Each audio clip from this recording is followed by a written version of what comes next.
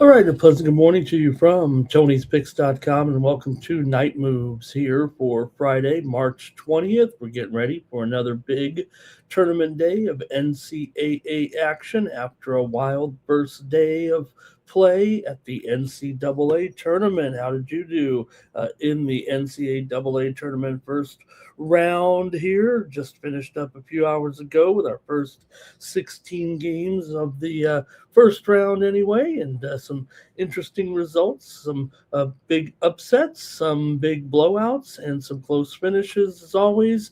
And we'll take a look at those recaps here in just a moment.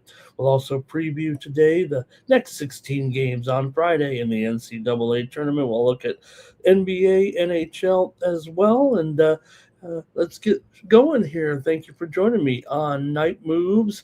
Also, we'll talk about the picks over at Tony'sPicks.com. That's where we have our premium picks every day over at Tony's Picks. But let's start with the previews, and I'll roll over there and see who did well over at Tony's Picks on Thursday in the opening games of the NCAA playoffs. It got underway early with Nebraska knocking off Troy, 76-46 there in that one. And Troy just shot 28%, but they were still able to find 46 points somehow as Nebraska finally won an NCAA tournament game for the first time. So the Huskers get one in the win column, and they advanced. It was TCU edging Ohio State 66-64. In that one, as Xavier Edmonds had that jumper with 4 seconds left in the minor upset there for TCU. Ohio State battled back after trailing most of the way. Hey, we had the winner here on Night Moves last night with the under in that game. I did try to take Ohio State there as a premium, but we did have the under at least on the show. Louisville beat South Florida 83-79 as the Cardinals withstood a 52-point second half by South Florida there in that one. But hey, we did have South Florida there on Night Moves last night. Last night we were getting 5.5. It went down to 4.5. In fact, some people on South Florida may have ended up on the short end of it. So if you were with me, hopefully you got the right price. Hey, if you were on Louisville, hopefully you were laying that 3.5 there, because it did go down there to about 3.5 there at game time. So it went right over that 4 number there yesterday in that one. High Point over Wisconsin and the big upset, 83-82. High Point hit 15 three-pointers. These mid-majors come out here hitting these three-point shots. Hey, we had the winner on Night Moves last night on the over in that game. It went over there with the win over Wisconsin for High Point. Duke over Siena 71-65 as Duke had to rally from a 14-point deficit. Cam Boozer, 26 points. Siena just 23% shooting. Otherwise, they probably would have won the game. Of course, they're against the Duke Blue Devils. The Saints did get the money in the game there yesterday also. probably got McNamara a job there with Syracuse, the Siena coach. He'll probably be moving on to coach Syracuse next. Siena did get the money. I had them as a premium pick there yesterday in that one. We also had the winner here on the show. Maybe it was close with that total under there yesterday. It was, to be fair, yesterday on the show, 136. So probably a push for me, but if you got it any time after that, you won yesterday as it went under 137 and a half with that closing number. So I'll take no credit, but you can take the credit if you had the under there with Siena and Duke. Vanderbilt over McNeese. McNeese did squeeze in there to get the money, 78-68 there. McNeese was getting 12, I think, last night here when we were on the show. So we had another winner here on Night Moves with McNeese State. Did we win them all here on Night Moves last night? No, we didn't, but we did win that one. Another winner there with McNeese State. Tyler Tanner, 26 points. So for Vanderbilt in the 10-point victory. There it was also Michigan State getting the win over North Dakota State, 92-67. That was not a Night Moves winner. There the Spartans shot 59% and rolled in that one. Arkansas over Hawaii, getting the money there in that one, and a winner for us on Night Moves last night with Arkansas. Said lay it there, and they had the 19-point win. They were laying upwards of 16 or so as they beat Hawaii. Darius Cup Jr., 24 points for Arkansas. VCU over North Carolina in the big comeback. They rallied from a 19-point deficit to get the win, 82-78. VCU over North Carolina. Another Night Moves winner for us yesterday as we had VCU here. Also, Michigan rocked Howard 101-80 there, the 21-point win for the Wolverines over the Bison, but it was the Bison that got the money. Another winner for us here on Night Moves as we had the plus 31.5 points. So I think we rolled pretty good on the free plays. Should have carried some of them over to the premium plays there last night. One I did not have here was Texas over BYU, 79-71. Devanza, 35 points for BYU, but Texas had the better team overall. And I had BYU in that one here on the show last night, so didn't get that one. Texas A&M over St. Mary's, 63-60. We had the winner on Night Moves last night with under in that one with A&M's victory there. The Aggies jumped out to a lead early and led throughout. Illinois rocked Penn 105-70 there in that one. We did team up on the short end. They had the total under last night, but Illinois rocked the Quakers there 105-70. Merkovich, 29 points, 17 rebounds, top-notch player there for the Fighting Illini. Also, a few more here. It was, how about St. Louis 102-77 over Georgia? I felt like St. Louis was a power team there. We did have the over for another winner there on Night Moves last night. So we rolled these games here on the show. Hopefully we can duplicate it again. Billikens shot 58%. The Dogs just 38% in that one. So St. Louis gets a much earned victory there in the NCAA tournament. Gonzaga rocked Kennesaw there, but Kennesaw gets the money in that one as Gonzaga manages a win 73-64. Did we have a winner here on Night Moves? You bet. We had the under here on the show yesterday. So what did we do? I think we went like 3-1 in each region, it felt like.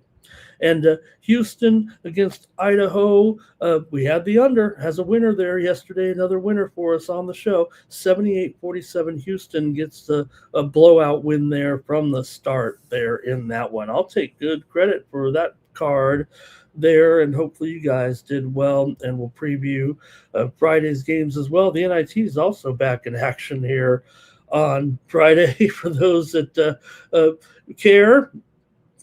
And let's see here. Let's go to the chat. We got some folks filing in here, so we'll get to the action here in just a moment. Cal Dog is here right now. And yeah, Cal Dog, we just couldn't get it together, right? No one wanted to pick any. We just didn't do it in time with our uh, brackets there. And Tim M is here today. Ron Jeff as well. Tim needed VCU there. Justin Buckley here today. And let's see, I think that might be it from the group here. Timmy Tushu joining us as well. And get to the action here in just a moment. But first, you can get more picks from us every day here over at Tony'sPicks.com, where we have our premium picks. Absolutely our best picks every day here at Tony's Picks. You know, you see me on some other channels and some other shows, but just know that my best picks are right here at Tony's Picks every day. You can check out the handicapper leaderboards and see who's hot and then get signed up. Let's take a look at who was hot on Thursday in the NCAA tournament. I could only manage a 3-3 day, so I didn't make the handicapper leaderboards, but Joey Tron did 3-0 there. I saw him there on the drive through, taking Howard plus all those points, and goes 3-0 with his premiums there. Tom Reghard also bringing in some winners yesterday, 5-3. Good for nearly 3 units. Nick Lagaretos up there, 2 3/4 units. Bo Dunn up over 2.5 units there yesterday. Al Ninos, not 1 but 2 winners for Al yesterday. The VIP account goes 3-1. Solomon Malone won his only play. Chris Adkins won his only play. Alessandro Rodriguez won his only play. David Racy, high volume, finishing the profit. Rod Zawacki, high volume, finishing the profit. Shane Mickle, 3-2. Hollywood Sam, picking some underdogs, and Jorge Gonzalez finished in the green on Thursday. Over the last 7 days, Shane Mickle up over 11 units here over at Tony'sPicks.com. Bo Dunn up 5 units over the last 7 days. Joey Tron up nearly 3 3/4 units over the last 7 days. Kevin Thomas, Crit Atkins showing profit here. Last 30 days, Shane Mickle up over 13 2/3 units of profit. Joey Tron up over 3 3/4 units of profit. Stephen Duncan up 3.5 units of profit. Brian Bittler and Al Ninos in the green. And for the year, still Stephen Duncan up there, nearly 38.5 units of profit. Nick Lagaretos up almost 17 units. Al Ninos up 11 units of profit. Brian Bittler over 6 units. And Joey Tron in the green. Click on the Premium Picks tab, though. You'll find the best bets from all the handicappers here at Tony's Picks. Use the promo code TonyT at checkout to save 15% off those premium pick packages on Friday. Check out those premium picks here. Let's see who's got them loaded up and ready to go. Joey Tron's got an NBA round of 64 slam dunk here. Bo's got his best bet in the Cal Baptist Kansas game. Double shoot. He's got a 3-teamer from college basketball, as does Chris Atkins here tomorrow. David Racy's got a late Friday afternoon college basketball layup. And you see the Tony T, he's got his formula for profit 3-pack for Friday, and all the handicappers ready to go here. Rod, let's see, that's probably it from the active packages here at Tony'sPicks.com. You can click on the All Cappers tab, find the handicapper of your choice, click on their handicapper profile page, and that's how you get signed up. I had 2 winners in the NBA last night, at 2 for 2 there. Could only manage 1 winner in the colleges there.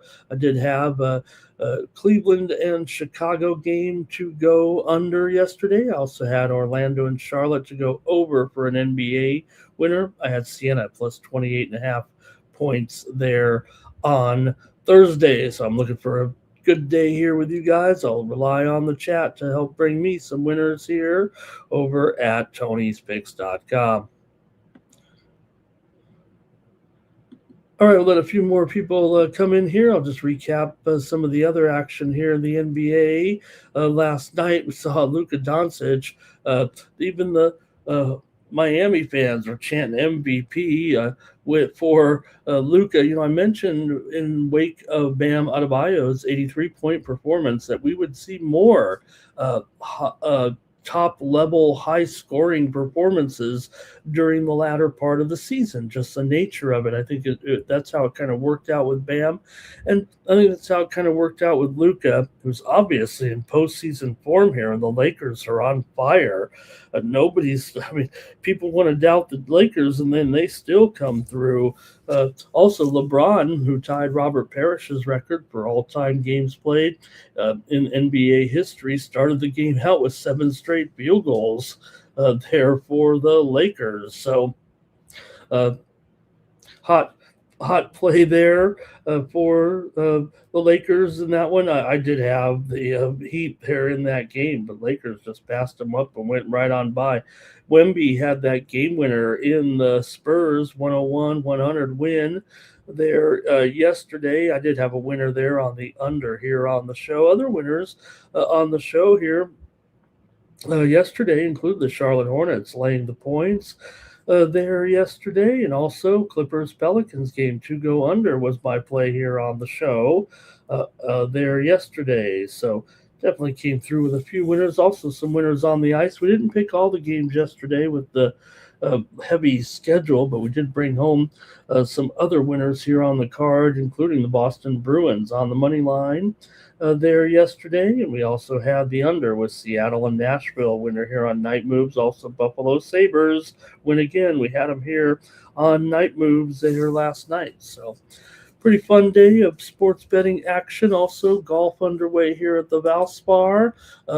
If you're looking for that live sports, they're just about to tee off a play here in about an hour at the Live Tour in South Africa. So you got some action there right now. They're also playing currently in the DP World Challenge. So anyways, over at the Valspar right now, take a look at the top of the leaderboard there. You do got Sung J.M. at 7 under, Snedeker 6 under, Davis Thompson and Pearson Cootie up there 5 and 4 under. Those are 2 of my players here this week.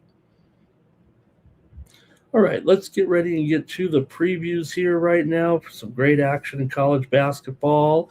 On Friday was our 16 games. I think we'll preview them all. We might make all the other sports too with the action here. I mean, after tearing it up there yesterday with our college picks, we definitely got to go full bore right now. So let's get to it. You guys are ready to go in the chat as well. I want to say hello to some other folks here real quick, and then we're ready to go with the previews on the show. I love it is here. Took Santa Clara and UCF Moneyline. Thank you to I love it joining us. And let's see here, Timmy. Yeah, I wish I had time to do the polls, Timmy. I like when people show the polls there. And yeah, no doubt. There's Damon as well in the chat. Tim loved the World Baseball Classic. And Hawks there. I love it. Likes the Hawks. Is there a different team right now? Jimmy Akehouse in there joining us today. Nice to have Jimmy there in the chat. And Mr. Wesker's made it. So I think we're ready to go. John Preston there talking about Gonzaga failing to cover in that game there against Kennesaw by a basket. Oh, man, I thought it was closer than that. Let's see, they were favored by what? 21 and a half and won by 9. So you mean like was it a halftime bet there? Let me know about that, John. Good to have you in the chat. 10 and a half. Okay, you had them like on a big teaser bet or something there. All right, good to have you. Let's pick some more winners today, shall we? And let's see here. Damon says, why did you split up all the games on the show, NBA? Yeah, we didn't do them all yesterday, Damon. I know that, we do mostly every game, but with the heavy 16-game rotation, and there was 9 games there yesterday, so we left off some blowout games there, like the Pistons and the Wizards, for example. We didn't do a preview of that game. We didn't do a preview of the late games there that had some of the tankathon teams in there as well, if that's what you mean. but I think we'll have time to get to them all today. And they all have, pertinent playoff teams. So, but if we do them all here, we're going to have 27 games, I think. So we better get started. Let's get it going in the colleges here. We're going to do the colleges first, too, if that's what you mean. Because, look, this is March Madness, and this is what we wait for all year. And like I told Tony on the show there on the drive-thru, I said, a lot of these shows don't even know some of these teams. We previewed several of the mid-major teams all season long, right? And some of their big games. Usually I pick the best games in each conference, and for the most part, the teams that made it from those conferences are the teams here in the postseason. So there was a method to my madness.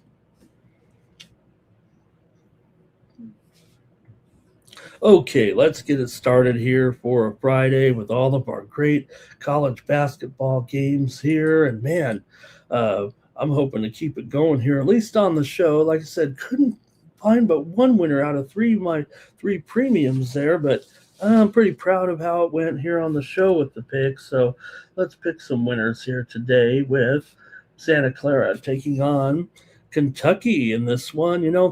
For Santa Clara here, they've got one big burden that's riding on their chances here. Sorry about that, gang. Let me just get myself positioned here a little bit better with the out-of-town scoreboard. So for Santa Clara here, look, they got one big burden that kind of stands out for me, and that's the fact that the other two West Coast Conference teams yesterday didn't really look that good. Now, Gonzaga was able to win, but St. Mary's did not look very good.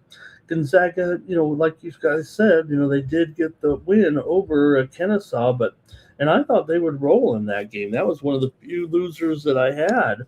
I love Kennesaw, but I just thought that even though I kind of was on the fade a little bit of Gonzaga coming into this tournament, that they'd be able to handle Kennesaw as good as Kennesaw's looked. I just thought their type of play wouldn't necessarily fit in with the way Gonzaga runs things. Turns out it fit in just perfectly as Kennesaw was able to, get the money in that game. But to me, it doesn't look like, and I wanted to fade it right away, talking about the West Coast Conference and the West teams in general here have not looked very good. So all of a sudden, I've got a problem here with Santa Clara. I've kind of been on them here a little bit to get out of this game here and win it. But man, I was a little bit disheartened by the performance of the two West Coast Conference teams. And all of a sudden, I'm a little bit skeptical here. The 7th seed Wildcats come in 21-13, 10th seeded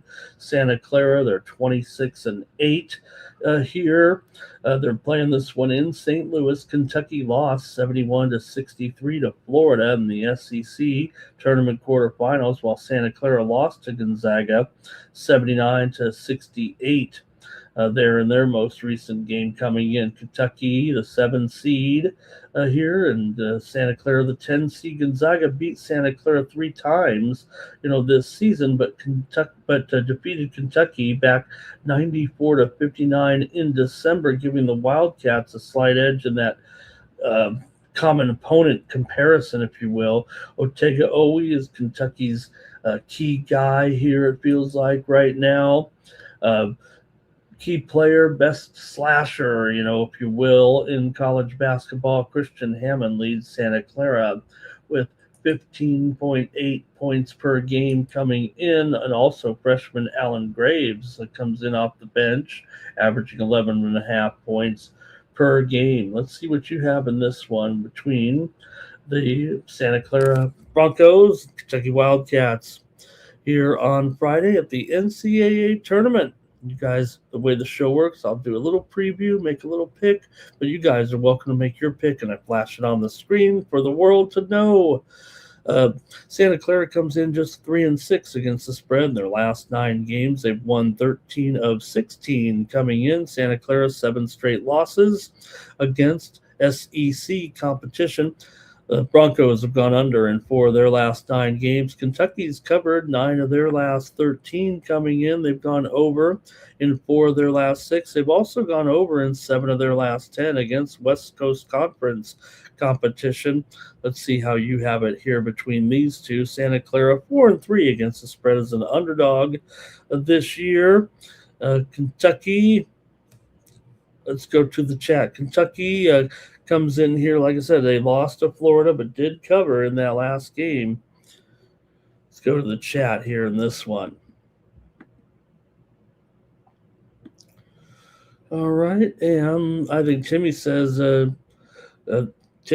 Kentucky's going to kick the tush out of Santa Clara. Hello to HUD in the chat. Hi, HUD. Mr. Westcoast likes Santa Clara money line. Tim said, yeah, Kennesaw did put up a good battle.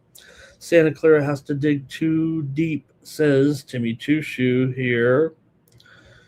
And Timmy says March Madness is a different beast. Just ask North Carolina. Could you believe that they just let that lead continue to squander? Remember, I said yesterday, no doubt that VCU loves to play those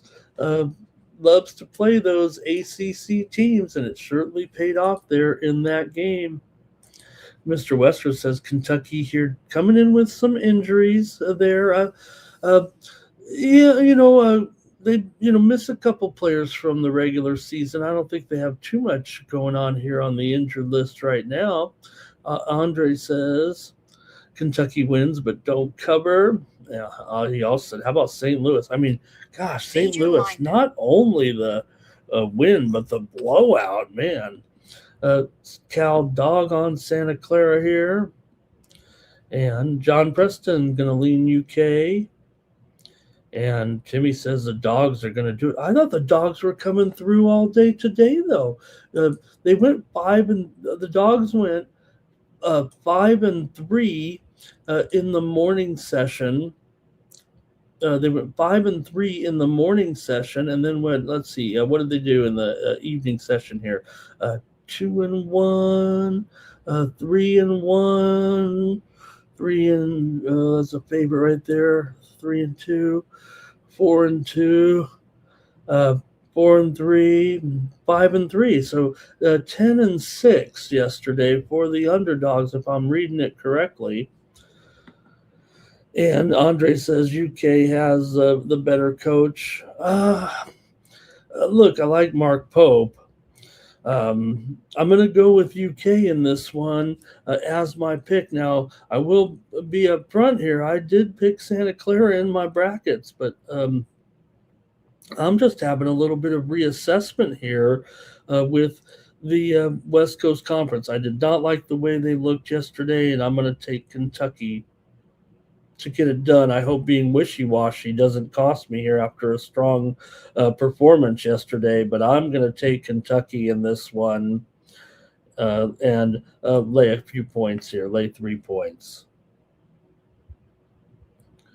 All right, and let's continue on here. Our next one for Friday is going to be the Akron Zips taking on the Texas Tech Red Raiders here. The Texas Tech favored by 8. Total 156 here in this one. Now, look, you saw so far, we'll see what happens, but Miami of Ohio obviously looked pretty good in that initial game here. It doesn't mean that this one's going to be, necessarily good for Akron here, but look, was Akron actually the better team in the Mid-American Conference by the time the season was all over? Not to say that Miami of Ohio wasn't great, but obviously Akron was able to, win the big games here. Akron comes in a 12 seed, 29-5, facing the 5th seeded Red Raiders, 22-10. This one's in Tampa, Florida. Texas Tech will be without star forward JT Toppin still. He suffered that knee injury several weeks ago. Christian Anderson exited the Big 12 tournament game with a groin injury. He's a 19 points per game player, 7.8 assists per game. So Texas Tech has issues here coming into this one. with the injury bug here. Now, Anderson is probable for this game. LeBron Watts, he's questionable here. So, uh, Texas Tech really does well from 3-point range, but Akron averages 11 threes per game. So you got two high volume shooting teams here. Akron comes in a 29 win season. They defeated Toledo in the tournament championship 79-76. Texas Tech is ranked 20th coming in and has a pretty good coach in Grant McCasland, who led the Red Raiders to the NCAA tournament in each of his 3 seasons here. But Texas Tech does come in on a 3-game losing streak right now in conference play. They lost to TCU, BYU, and Iowa State to close it out. Akron comes in here on a bit of a roll, although they did fail to cover a few games in there. Failed to cover in that Toledo game, and they were favored by 7.5. They won by 3. They also were favored by 12.5 over Buffalo and could only win that one by 3. But hey, they still won those games. Akron comes in here with a long winning streak right now. They have lost 5 straight to Big 12 competition. They've gone under in 6 straight games. Akron's covered for their last 6. I mentioned the 2 failures there, but Texas Tech just won in, just 10-12 against the spread as a favorite. This is only the second time all season that Akron will come in here as an underdog. Texas Tech has won 17 of their last 20, and they've gone under in 8 of their last 11 games. Akron, both teams steady unders here. Akron away from home, 2-11 to the under this season. So let's see what you have here in this one with Akron taking on Texas Tech here in the Tampa region. I'm going to go to the chat here right now and see what we got. Here we go. We're going to start it off with Andrew here. Andre here, he likes Akron plus the points. John Preston says Akron plus the points and maybe over in this one. And Mr. Westford says you can see why maybe people are Akron in here, but he thinks Texas Tech will go off on him. Initially, he liked Akron in the game. Cal Dog is on the Red Raiders. And let's see, go Akron, says Tim. Timmy Tusha says he was going to take Akron, then Texas Tech wasted him. Andre's on the over. And Mr. Westford says, there might be a little action going on at Akron money line. And Tim M said, isn't there Texas Tech's best player out? Yeah, but it's been worked into the line. He's missed quite a bit of time here. He was injured several weeks ago, actually. Timmy Tusha says, my uncle said to play Texas Tech. There you go. We got it from an insider. All right. Hey, I'm going to grab the under in this one between Akron and Texas Tech. Like I said, Akron away from home. Big time under team here right now. I'm going to go under in this one.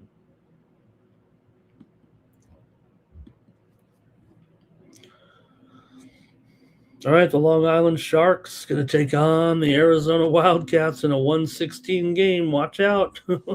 Or not. We'll see, but Arizona really is in a groove now. We're looking for some spots here, but I don't know. Long Island's been an interesting team. Let's talk about them. Let's preview the game here.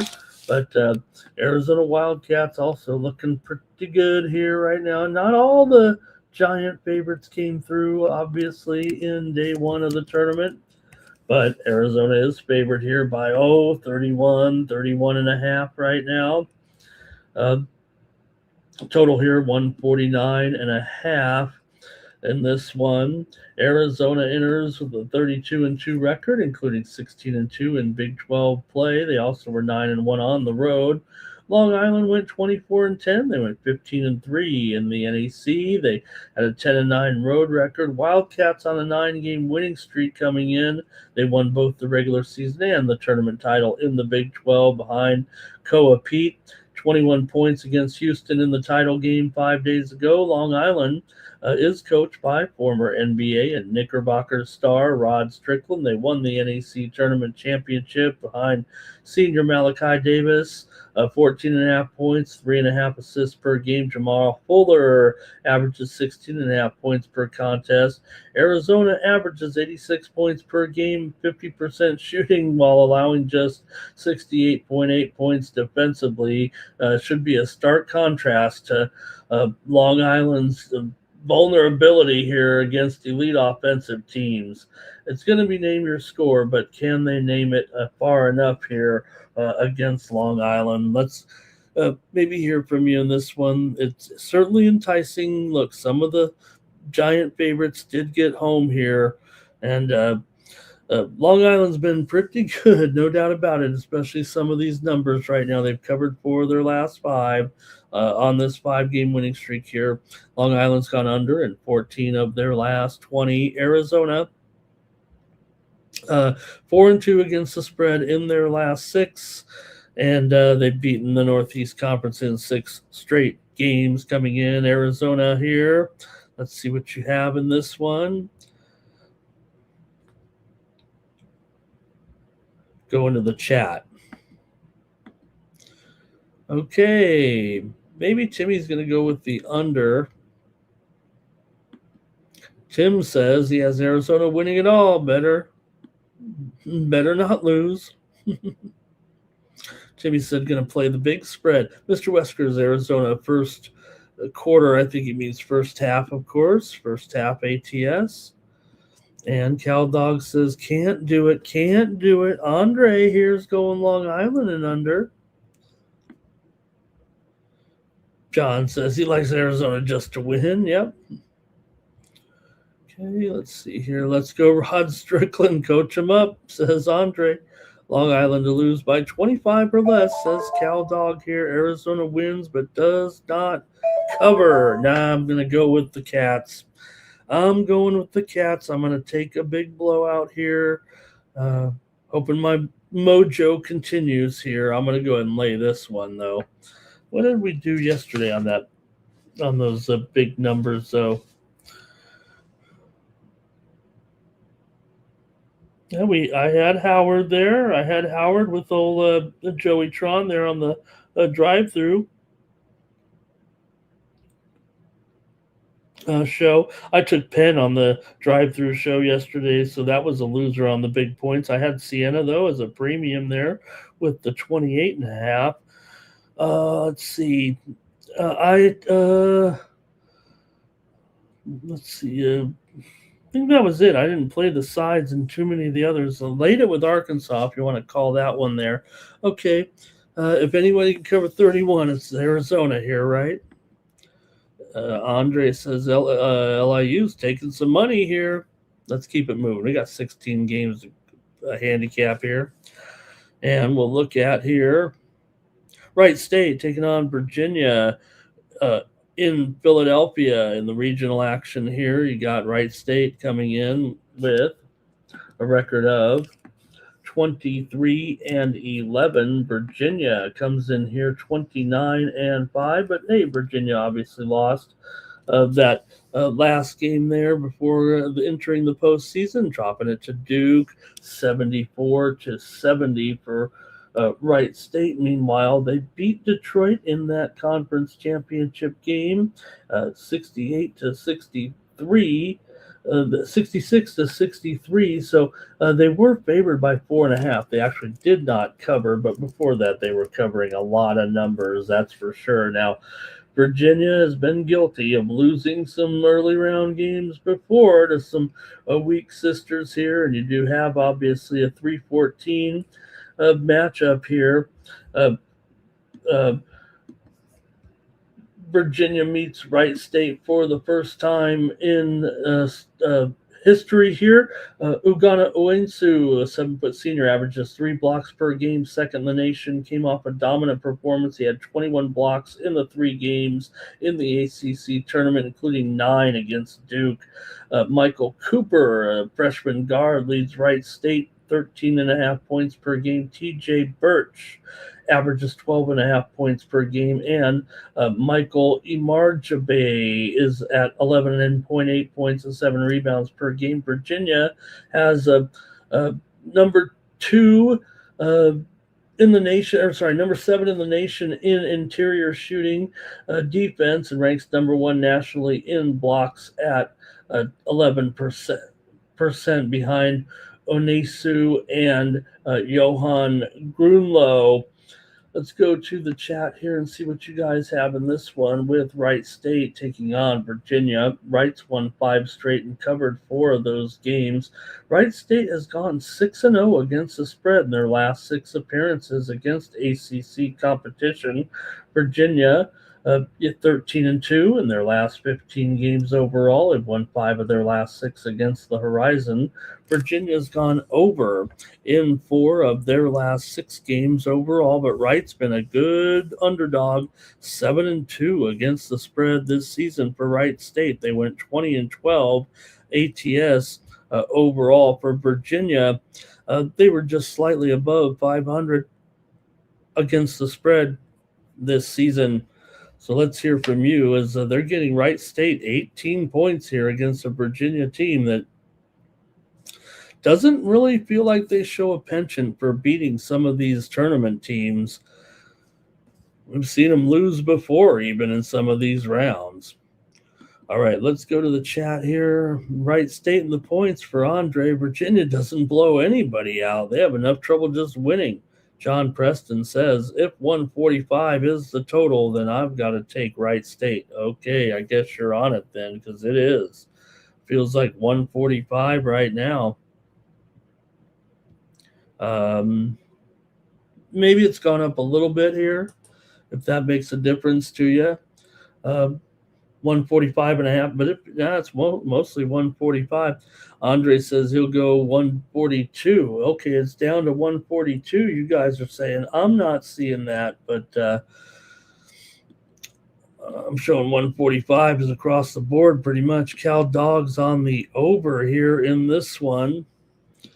I'm taking Wright State. I am definitely taking Wright State here. Give me the Raiders in this one over the Cavs.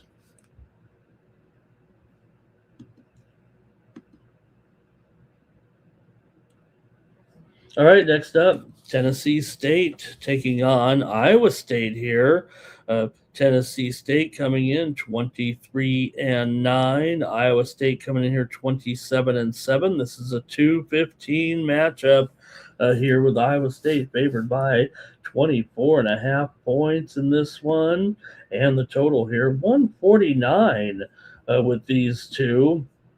You know, some of the blowouts, you think because it is a blowout, you might get that high score, but it does, for the most part, right? It's the team that's getting blown out on the back end. They're not holding up their end of the bargain. And I think that's why you're seeing, I think, some unders in the blowout games so far, right? Iowa State comes in here, obviously the number 2 seed in this one. Tennessee State from the Ohio Valley, they went 17-5 in conference play. Iowa State went 14-7 in conference play. Remember, they were 13-0 in non-conference play before conference play hit. For Iowa State here, let me run by the injury report, because you do have Tamin Lipsey, who yep, he's fully healthy here. It looks like a clean bill of health for both teams here. Milan Momcilovic leads the Cyclones, 17 points a game, shoots nearly 50% from 3. Tennessee State is led by OVC Player of the Year, Aaron Kumra, who ranks among the national leaders in steals. Travis Harper and Dante Harris also all Ohio Valley Conference team members here. Iowa State's defense is elite, of course, holding opponents to 65 points per game on just 42.6% field goal shooting, forcing 15 turnovers per game. And this will be a pretty tough test for Tennessee State's defense, which has struggled, allowing 73.3 points per game. So let's see how you have it, though, here with Tennessee State and Iowa State in this one action here in St. Louis in game 2 of the afternoon session on CBS. Tennessee State does come in here on a spread roll right now, winning 6 in a row, covering 6 in a row. They've lost 14 straight games to Big 12 competition. Tennessee State's gone under in 4 of their last 5 games overall, but they are 8-3 against the spread as an underdog. Iowa State, meanwhile, has covered 4 of their last 5. They've won 10 straight against Ohio Valley competition. They're 11-5 straight up in their last 16. Iowa State's gone under in 14 of their last 20. They're 15-9 against the spread as a favorite. Iowa State also 8-15 to the under as a favorite. Tennessee State, like I said, they've been going under here. I think that's where I'm headed. I'm going under in this one with Tennessee State and Iowa State. Give me the under between these two at 149. Let's see what the chat has to say in this one. Hard to get in front of this Iowa State team here, says Mr. Weskers. These lines are out of line, says Caldo. You're out of line. Tennessee State's been a casher for Andre. He'll take all those points there. And Tennessee State in the points for Cal Dog. All right. Hey, we're doing a great job here moving along. 11 more to go, says Andre. Let's keep it going. Next up, the Hofstra Pride taking on the Alabama Crimson Tide. The Pride and the Tide. How about that? Here in this one, Hofstra coming in 24-10. Alabama 23-9 in this one. This is a 4-13 matchup here.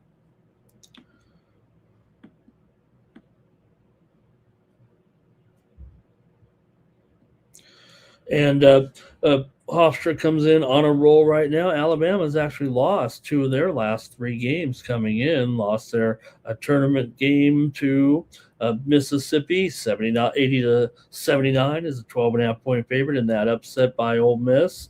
They also lost to Georgia down the stretch there for Hofstra. Meanwhile, they've been on a pretty good roll here, covering numbers too. Not all of them, but they've won 7 straight and gone 9-3 ATS in their last 12 games overall. Hofstra's gone 4-9 to the under in their last 13. Alabama's won 9 of 11 coming into this one. They've lost a couple of games to Coastal competition, just 6-2 against Coastal competition in the last 18 games against the last 8 games against them. Hofstra here 6-2 against the spread as an underdog this season. Alabama just 9-13 against the spread as a favorite here. Yeah, it's down to 11.5 here. Is that right? From 13, so the move is clearly on Hofstra here in this one. Hofstra was 5-3 to the over as an underdog. Alabama was 13-9 to the over as a favorite here. Let's go to the chat, see what you've got in this one. Hofstra and Alabama.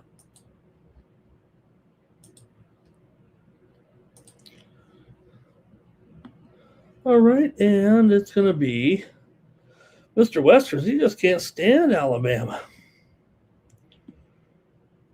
Cal Dogs on Hofstra. And Andre likes Bama first tap over. And Mr. Weskers is on Hofstra. John says, might be too late to take Hofstra. We're missing out on the 13 here now, only with 11.5. But I'm going to do it. I'm taking Hofstra here in this one. Give me Hofstra plus 11.5 in this one against Alabama. I'm interested in Hofstra here in this matchup against Alabama. I thought Hofstra looked pretty good there in the conference tournament, beating Monmouth 75-69 as a 4.5 point favorite. They didn't cover against Towson, but they did cover against William and Mary. They covered against Drexel. They were getting the money for the most part in the games. They were coming close. There wasn't really too much of a surprise. They were still winning the games, just not covering. And also Alabama, I don't know what they're up to, but obviously they're missing one of their best players in this game, Aiden Holloway. He was busted with over, I think, or they said close to 2 pounds of weed in his house. Not only did he have a little weed in his house, but he had a little in his bedroom. He had a little bit in the bathroom. He had a little bit in the kitchen. He had a little bit in the living room. He was a businessman. Businessman was Aiden Holloway, is what he was. Took his NIL money and made an investment, and he's going to be out here right now due to legal issues. Let's just put it that way. But you know what? We did have some trades. You know what? It could have been consumption. I mean, some people really, uh, uh, rely more on LeBaron Philon Jr., obviously, to anchor this offense. 21.5 points per game. Hofstra comes in with that 7-game winning streak. They've got Cruz Davis, a 20-point scorer, and CAA Player of the Year. Also, a true freshman, Preston Edmeade, who's a CAA Rookie of the Year, and he was also the MVP of the championship. So he averages 16 points per game. This is the first time these teams have met. And high tide, high tide, high tide. And I'm going to take Hofstra here. Maybe some distractions there for Alabama coming in. All right, let's see here. Cow Dog likes. Aiden's a little busy. Putting him in the cookies there a little bit. All right. Yeah, Andre, but if you got too much of it, I think they changed the status from recreational to to businessman. All right.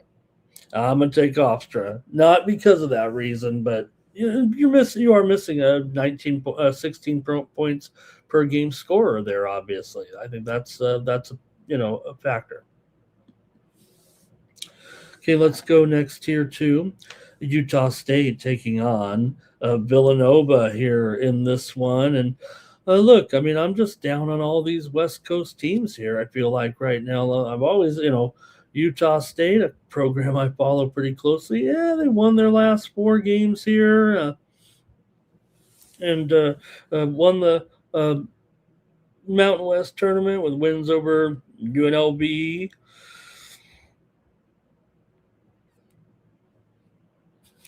Pardon you guys. UNLV, Nevada, and San Diego State here, and they're a favorite in this game now against Villanova. I just don't want to do it. I mean, I'm totally down on pretty much all the West Coast teams here, it feels like at this point, but we'll see what you have here in this one with Utah State and Villanova. I guess Utah State is probably supposed to be a little bit better here, I guess. But I don't know if I want them right now. I'm not too impressed with any of the West Coast teams. I mean, it feels like they're getting eliminated quickly here. This one has a spread very closely rated here. Utah State by 1.5 total, 147.5. Villanova went third in the Big East at 15-5, just 3-3 in their last 6 games. Losses to St. John's and Georgetown in there. For Utah State, they've got Mason Valslev. He was the Mountain West Player of the Year. Villanova, meanwhile, Tyler Perkins, 13.5 points and 5.5 rebounds a game. Senior forward Duke Brennan, 12.5 points, 10 rebounds per game. So, look, you got a Villanova team that relies heavily on its guards. Meanwhile, Utah State has good front court, but not very big in the front court, just a lot of depth, really. Villanova's won 8 straight in the first round here. Utah State, meanwhile, has endured a 20-year span of tournament appearances without winning more than one game. So they've won one game before, but can never get over the hump with a second game. Villanova comes in here 19-13 against the spread this season. Utah State was subpar, 15-18 ATS overall coming in. Utah State has won 5 of their last 6. They've gone over in 8 of their last 12 games coming into this one. Villanova just 2-5 against the spread in their last 7, despite winning 9 of their last 12. Villanova has gone over in 14 of 19 coming into this one. All right, let's go to the chat here in this one. I'm taking Villanova here. I am not going to take the West Coast teams. That's just the way it's going to be right now. I'm taking Villanova here, plus 1.5 against Utah State. And let's see what the chat has in this one. John Preston says Nova on the money line. Mr. Weskers is on Utah State. Andre says Villanova in the points. Take him on the money line here. Damon says Villanova money line is the play here. And Cal Dog says Utah State because the thing is, obviously, BYU had to play on Thursday, but they don't worry about Utah State.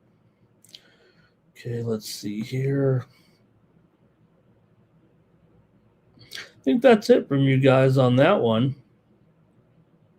I'll keep it moving here right now with one of the biggest stories in the NCAA tournament, the Miami of Ohio Redhawks taking on the Tennessee Volunteers here in an 11-6 matchup. But Miami of Ohio, they've already got one win and they've got one loss this season. So they're ready to go here. They proved all the doubters wrong, I guess, in that win over SMU, 89-79.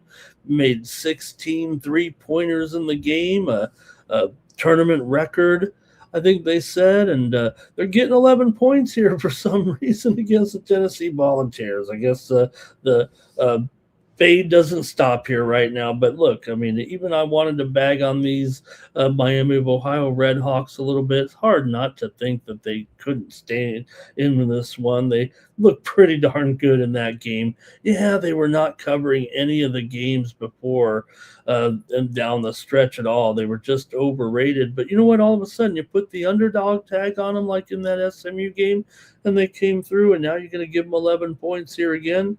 Huh? Think I'm going to do it. Think I'm going to ride with the Redhawks here.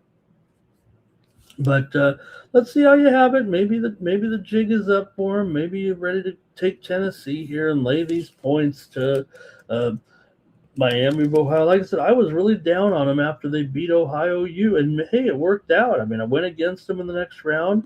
They got a little cocky, flipping off the fans and not even worried about the sportsmanship line. They were all into themselves, but they put all that aside, it felt like, in that game over SMU. Tennessee comes in 22-11. They lost to Vandy in their last game. You know, Miami was sharp in that game, man, making all those three-pointers, but they do face a little bit of a tougher defense, I think, here. Tennessee allows just 69.4 points per game. Miami averages almost 90 points per game. But Tennessee's Cade Phillips, he's had that shoulder injury, so he's out here right now. Look, he's been out for a while here, though. Let's see.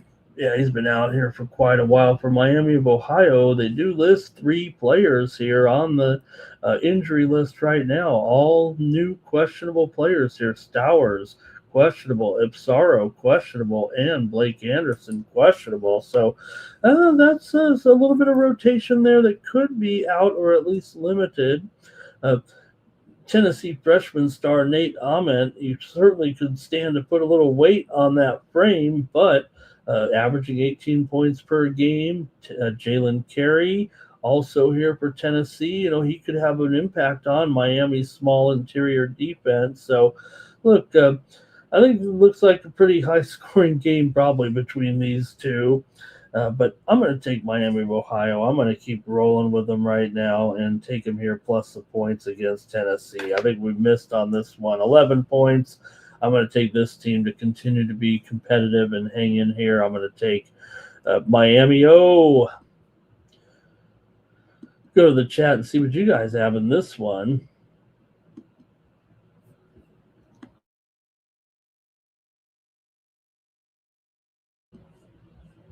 Okay, here we go. All right, Red Hawks points and money line in an upset. Cal Dog likes the over. And Tennessee there, he says, Mr. Wester's just not sure about Miami of Ohio. Maybe if they were 32-0, he might consider them, but 31-1, Andre says, Little Pearl ain't Big Pearl there.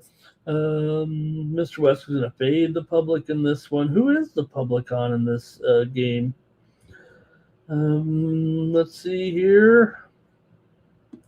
That might be it. Okay, Miami here, but this isn't regular season. The streak doesn't matter. Good point, John. I mean, look, Tennessee's not going to think, this team's all that tough. Tennessee shows up in the tournament, Timmy says. The balls are tourney dudes. Tennessee's sneaky, says Mr. Weskers.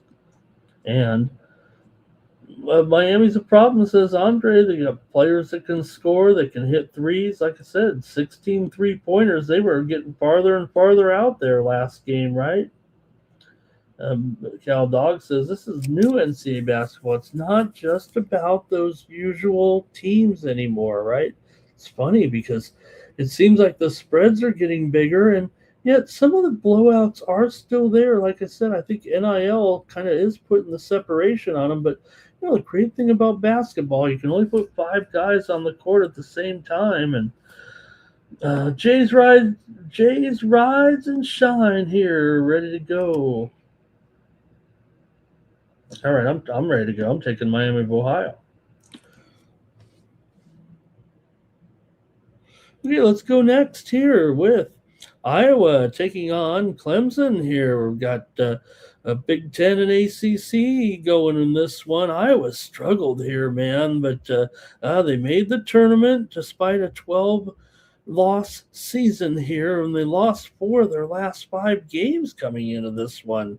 Losses to Penn State, Michigan, Nebraska, and Ohio State here. Now, they did go 13-7 against the spread as a favorite this season, despite those struggles down the stretch. Meanwhile, for Clemson, they were 4-2 against the spread as an underdog. They also struggled a little bit down the stretch, although they did have won 3 of their last 4 games coming in with wins over Georgia Tech, and then they won their tournament games over Wake Forest and North Carolina, but they weren't necessarily covering the spread in those games. So see how we have it here with Clemson. I mean, we've got a closely rated game here, obviously, with the Iowa Hawkeyes. This one's in Tampa. Now, Clemson here, the big news here with Clemson, kind of an under-the-radar injury, though, but their star here coming into the tournament, center Carter Wayling tore his ACL during the ACC tournament, so that's going to hurt their front court. He was averaging 10 points and 5 rebounds. Iowa here with senior guard Bennett Sturtz here. He has command of this system, plays 37 minutes a game, averages 20 points, 4.5 rebounds, or 4.5 assists and 2 rebounds. Clemson was tied for 4th in the ACC. They finished 24-10 overall, allowed 41% field goal shooting their opponents and under 32% from 3. So, look, a pretty good challenge here for this team and this defense, and Iowa has high volume scorers. Iowa got that at-large bid in their first season under Coach McCollum, and they've struggled here recently, though, with just 3 wins since mid-February. So, look, you got a big player out here, right at the tournament there for Clemson. And let's hear from you in the chat in this very interesting game here between Iowa and Clemson. This one's at 6:50 Eastern, 3:50 Pacific here in Tampa. For Iowa here, just 1-4 straight up and against the spread in their last 5 games. Clemson, though, 4-2 straight up, but just 1-4 against the spread in their last 5 games coming into this one. This is probably what feels like one of the tougher matchups to pick here. Let me go to the chat maybe first in this one with Iowa and Clemson.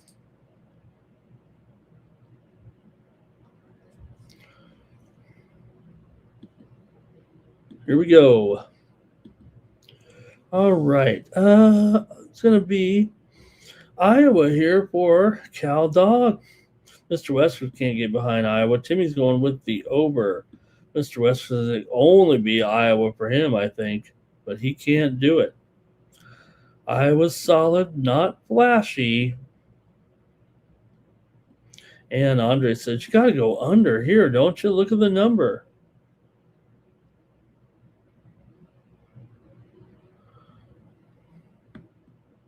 And let's see here. John says if it does go under, then he thinks Iowa covers. Iowa was 14-8 to the over as a favorite. Clemson 2-4 to the under as an underdog.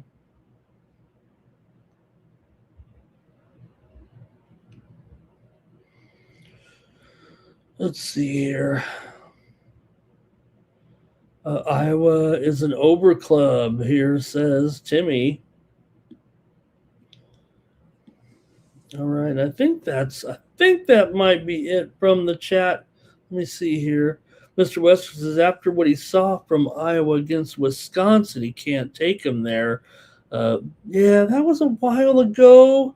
But look, like I said, they really did struggle there down the stretch right now. So, all right. Hey, I've got Clemson in this one. Give me the Tigers here over Iowa. I'll take the 1.5, 2 points with Clemson. Well, Northern Iowa is going to be taking on St. John's here in this one with Northern Iowa. They are getting 10.5 points from the Johnnies here.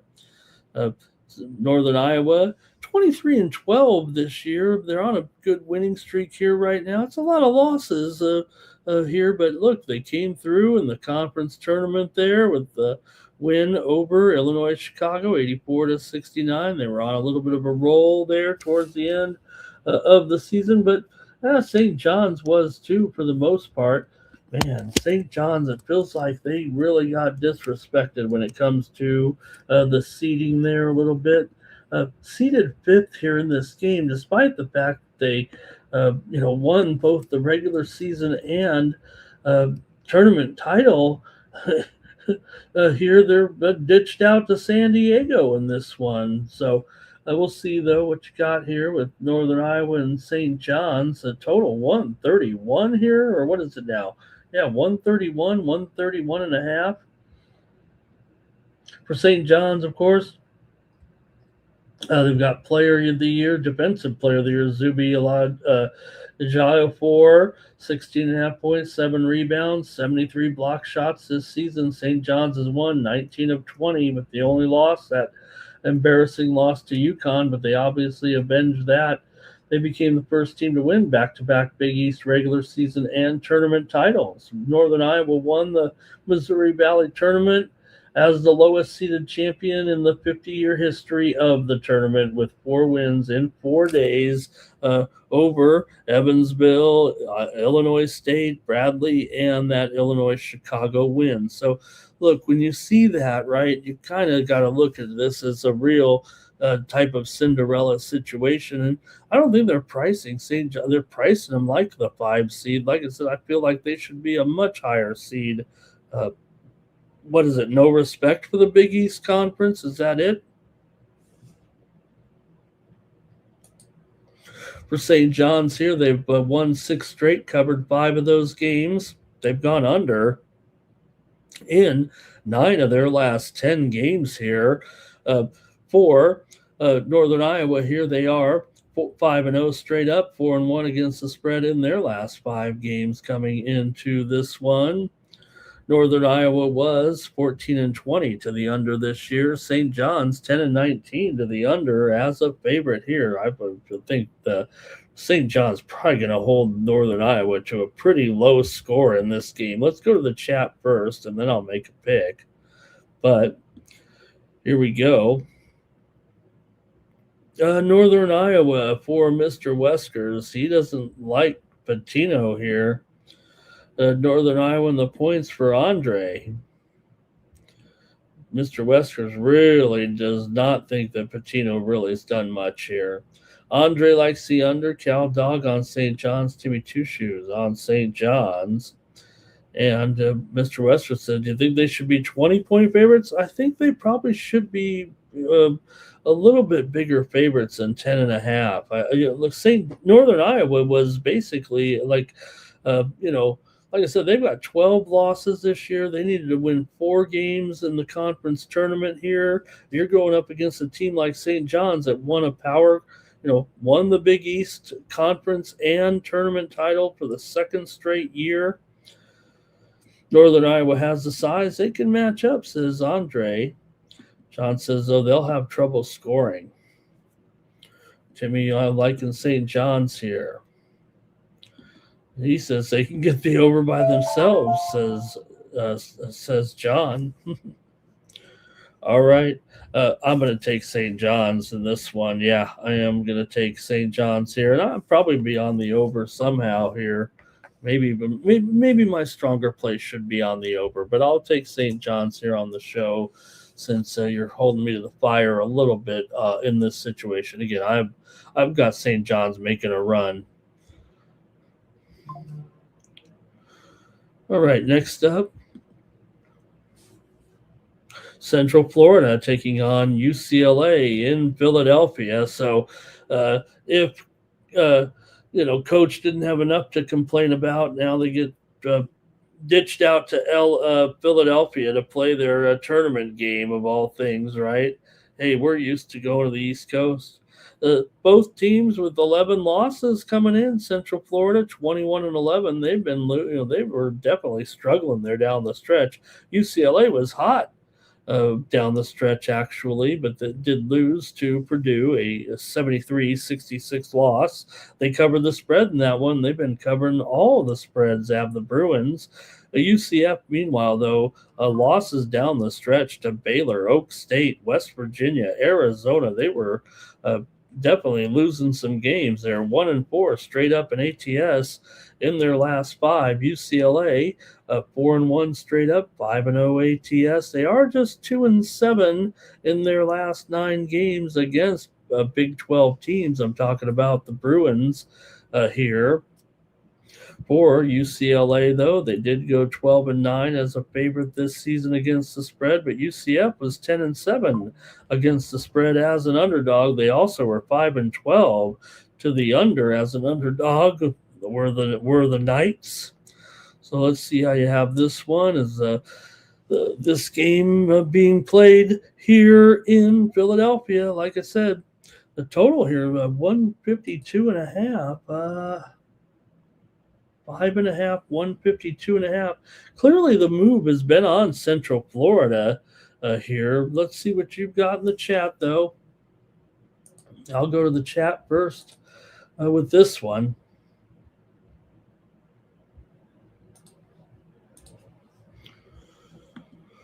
All right. UCLA for Andre. UCLA for John. Mr. Wester says, 6 points can't do it. They could lose this game.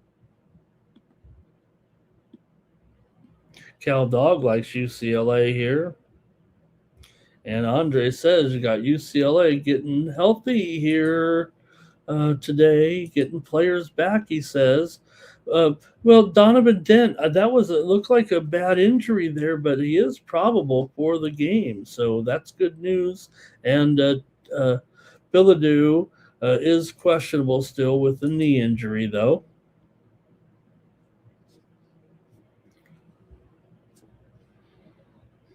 All right. Hey, I'm ready to go here in this one with the Bruins and the Central Florida Knights. And I'm going to take the over in this one at 152.5. Give me the over here with these two. All right. Mr. Westwood says that Big 12 schedule was tough. And Timmy says that UCLA needs to send a message here. UCF looked terrible last couple weeks, says Andre. And Mr. Westwood says Coach Mick has been playing cute with his injuries. I'm sure he's happy to go to Philly here. All right, Queens College will take on the Purdue Boilermakers here. Purdue coming in 26-8. Queens 21-13. Another team with quite a few losses, but Queens College. When they first came in, they played pretty well. Actually, they've been a good addition in Division One. They were a power in Division Two, and finally made it. Then you have to wait. You have to wait a few years before you can make it. But here they are on a 3-game winning streak. They won the conference tournament 98-93 over Central Arkansas. They also beat Austin Peay and West Georgia there. They're still just 5-7 against the spread as an underdog, but Purdue's 11-18 against the spread as a favorite.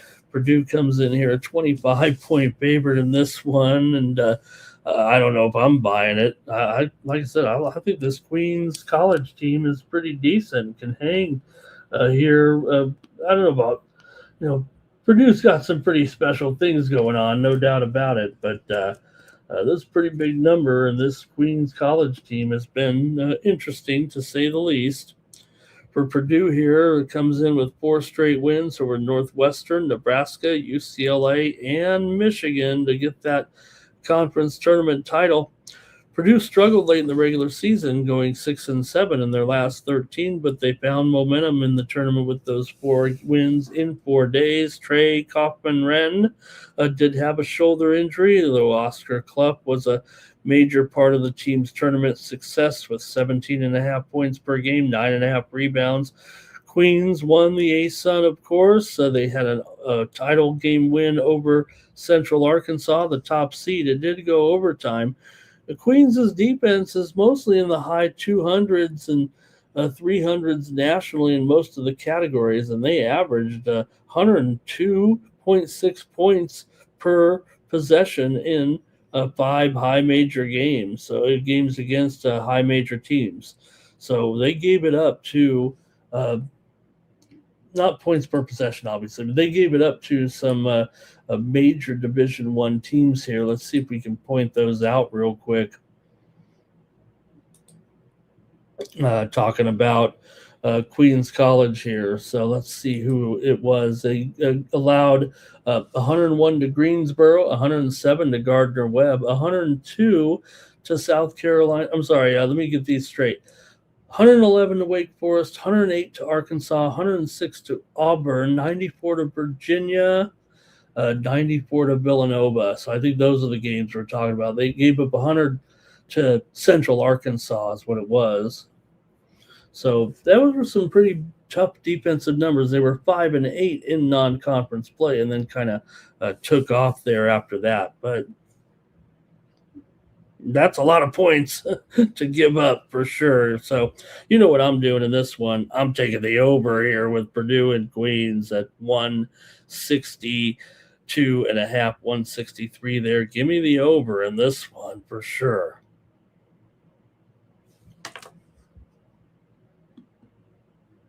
Go to the comments here from the chat. It's going to be Queens for Cal Dog. Mr. Westers is on Purdue. Andre says take Queens here with those points. Maybe the under for John. Purdue wins but doesn't cover, says Andre. Cal Dog says Purdue ain't blowing nothing but bubbles. Timmy Chushu likes the under here. And Andre likes Smith to get his assists.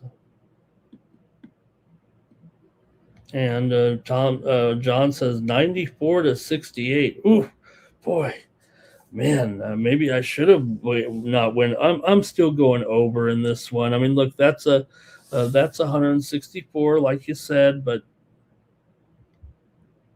maybe Purdue gets 100 here. All right, we got a couple more. We're not done yet in the NCAA tournament. We got 4 more to go here. Prairie View taking on Florida. In this one, Prairie View, among the hottest in the country. What's going on with this Prairie View team? You got to like what you're seeing from Prairie View right now, man. How about these guys, huh? Boy, they've been hot. Yeah, you got to consider the opposition, but hey, when the point spread is the great equalizer, that's for sure. And right now, Prairie View has been among the best in the country at covering the spread here right now.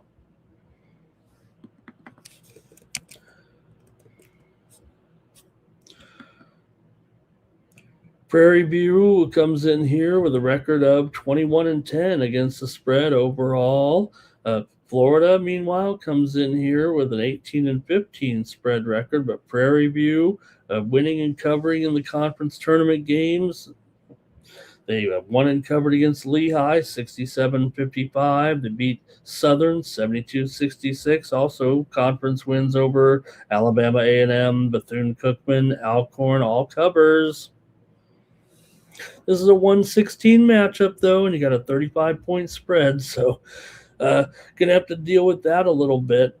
But man, when you got a team that's covering like that, now Florida has won 12 straight before suffering that loss to Vanderbilt, 91-74 there in that one. But they beat UK before that. Didn't cover in that game though. But those were in the semifinals. Remember, Florida didn't even make the finals. The Gators, of course, the defending national champs, but Prairie View's won 8 straight. Coming into this one, they got Dante Horn, a prolific scorer for sure, 25 points. Florida defeated Prairie View back in the last time when Florida won, not the last time, but in 2006 when they won the national championship in that game over Michigan State. They beat Prairie View that year, 94-33. Okay, let's hear from you in the chat here with a Prairie View, this hot Prairie View team. Covered 11 in a row, 10 or 11 in a row right now. Prairie View also 6-0 against the spread in their last 6 games against SEC competition. Florida, though, 14-5 against the spread. Their last 19, they've gone under in 10 of their last 15 games. Prairie View has gone under in 8 straight. So, wow. I'm going to go under in this one with Prairie View and Florida. Give me the under here with these two. I think Prairie View can probably hang in this game at 35, but they're covering everything.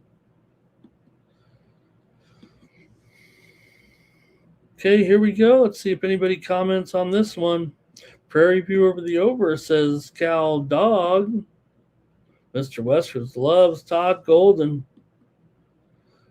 And let's see here. Florida probably kills them, says Andre, but it's hard to leave 35 points with the dog here. Florida team total over possibly here for Timmy Two Shoe. Prairie View of the points is a no-brainer for Andre. Florida will come out cold and overconfident. John Preston said maybe Florida team total over. And Andre is going to do that play. Florida team total over. All right. All right, we're making good progress here. We got a few more. How about Cal Baptist taking on Kansas here? This one's in San Diego. You know, Kansas is certainly going to have some fans, but I think Cal Baptist, I mean, could they have a little bit of a home court advantage here a little bit at San Diego's Viejas Arena? I mean, after all, they're, much closer up there. But, Kansas will have still the recognition. They'll come in here. They've got a much bigger student body and graduating fan base. But This one's on CBS. You got just a 14-point favorite here, Cal Baptist. So they got a pretty interesting team with some good scorers on it here. Let's take a look at the matchup. All right. And for the Jayhawks here, they come in 23-10. Cal Baptist 25-8. Cal Baptist has been on a hot streak for sure here, not only winning but covering pretty much every game right now. Cal Baptist has won and covered 6 straight coming in. Kansas has won 12 of their last 17. They've won 9 straight against WAC foes. Cal Baptist has lost 6 straight to Big 12 teams. Kansas has gone under in 12 of their last 17 games coming in. Cal Baptist went 19-14 against the spread this season. Meanwhile, Kansas here was 14-7 against the spread as a favorite. For Kansas and their star freshman, Darren Peterson, he's healthy. He's played his full minutes in 7 games, but it just almost feels like he's addition by subtraction sometimes. Maybe they don't play as much of a team game when he's in there. Cal Baptist has won 15 of its last 17. They have a 6-game winning streak here. They won their first ever NCAA berth when they won the conference tournament championship game there over Utah Valley. 63-61 as a 2.5-point dog. They have a dominant scorer in Dominique Daniels, averages 23 points per game, 103 assists on the season. So, look, Cal Baptist is only, 90 minutes away from Viejas Arena. Kansas, over 1,500 miles to travel here. So I think it's a little bit of an edge, actually, for Cal Baptist coming into the game here. I have a feeling this is going to be a low-scoring game, though. You have a Kansas team that's 11-22 to the under, 7-14 to the under as a favorite. Cal Baptist, 12-21 to the under here overall. I'm going to take Cal Baptist here to cover the spread against Kansas. Give me the Lancers in this one.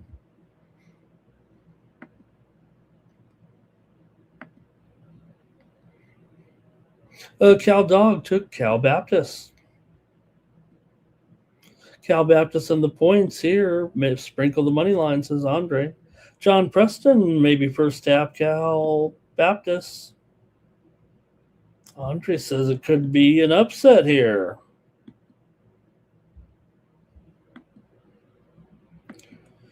And Timmy does say Peterson will go up in this game.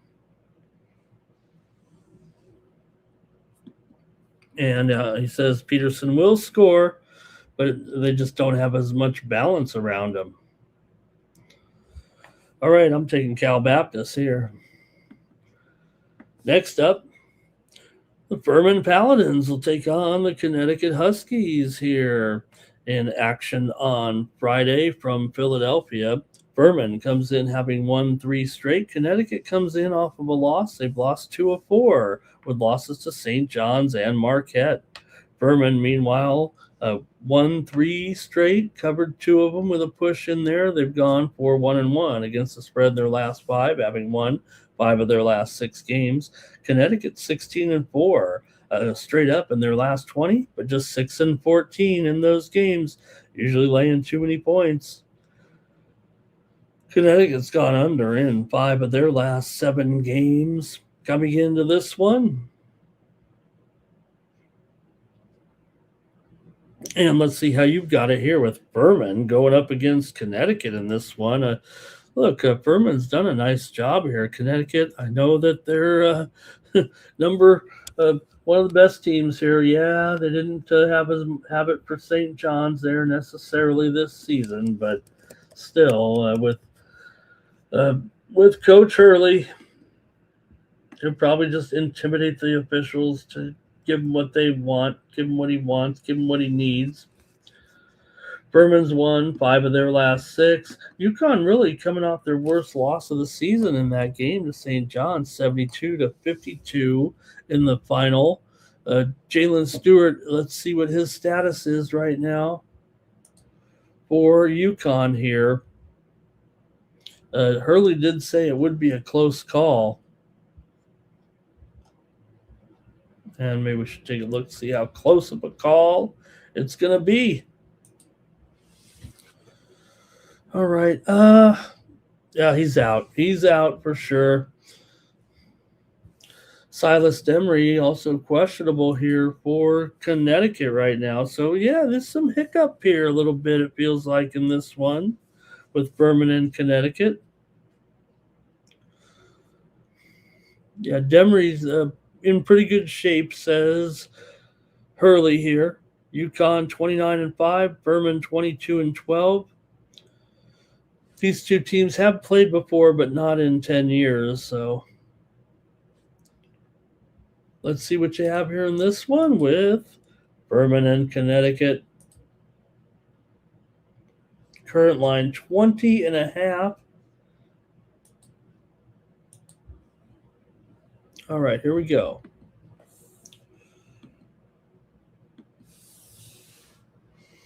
Under here for Andre. And Mr. Wester's a big Hurley fan. He thinks UConn to rock here. Andre, though, is going to take 21 points. And Jay says UConn's pretty flaky. I'll take the under in this one. I'm worried now. You guys got me thinking. So give me the under here with Berman and Connecticut. All right, one more here at the NCAA tournament. Then we're going to go to the NBA. We'll go over it rather quickly here. I don't think we're going to beat down on all the trends here today. You know, I can't help myself once we start talking about it, but okay, Missouri taking on Miami here. Miami feels like they got a lot of momentum right now. Other Miami.